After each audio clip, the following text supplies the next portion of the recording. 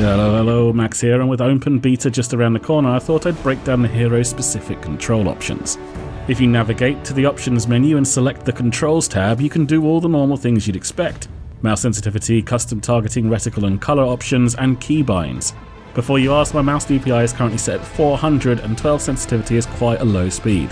I'm trying to learn to pivot from my elbow when playing, and it's taking a little bit of time after years of high sensitivity MOBAs and MMOs.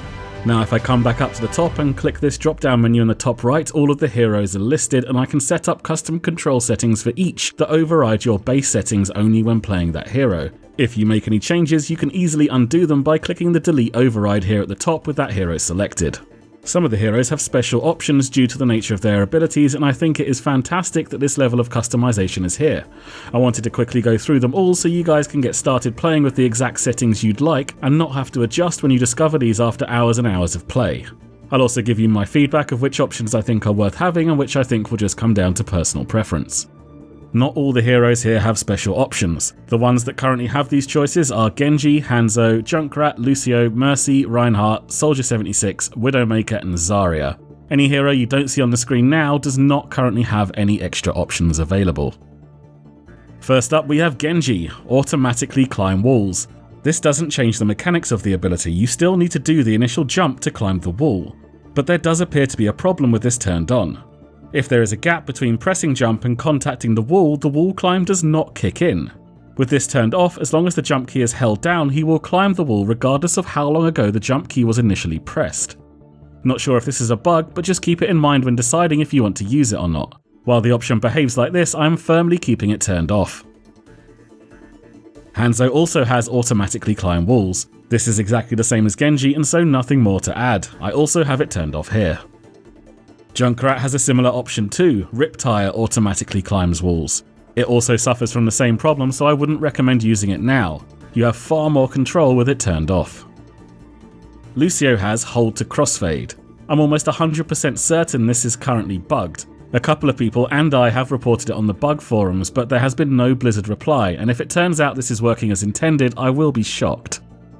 What I would expect this to do is have your default aura as healing, then holding down shift will switch to speed boost and releasing shift will switch back to healing. Makes sense, very intuitive, and if this is how it's meant to work, I think it will very much come down to the individual. If you're new to the game and maybe you struggle to keep track of which aura you're currently using, this could be useful for you. I personally won't use it because I'm used to the default setting. Currently what it is doing in beta is it's not only tied to the shift key being held down, but it's also triggered by a change in movement. So if I press and release the shift key immediately, it takes a couple of seconds to switch back. However, if I press and release immediately and start moving, it will switch back as soon as I press a direction key. And the same thing happens when moving, it doesn't switch back to the healing aura until I stop moving.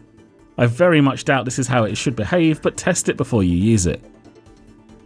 Mercy has toggle beam connection and Guardian Angel prefers beam target, which is on by default. Toggle beam connection works exactly how you'd expect it to. You no longer have to hold down the left or right mouse button to channel her Caduceus beam.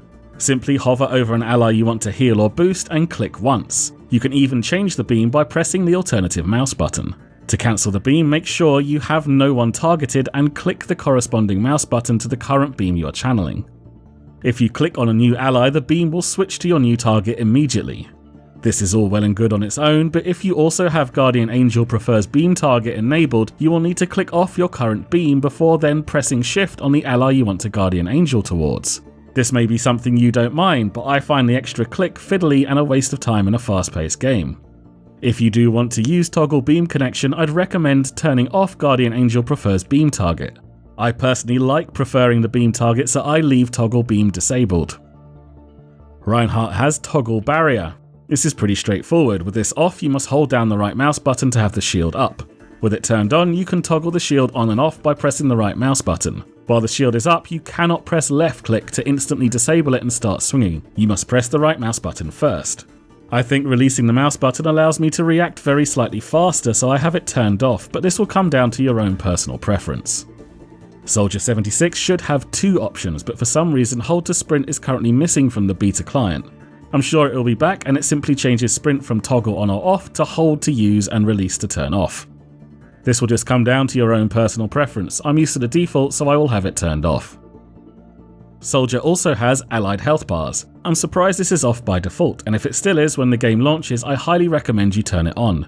Knowing when your teammates need you to drop a biotic field is invaluable, and with it off you have no idea what your teammate's health is at.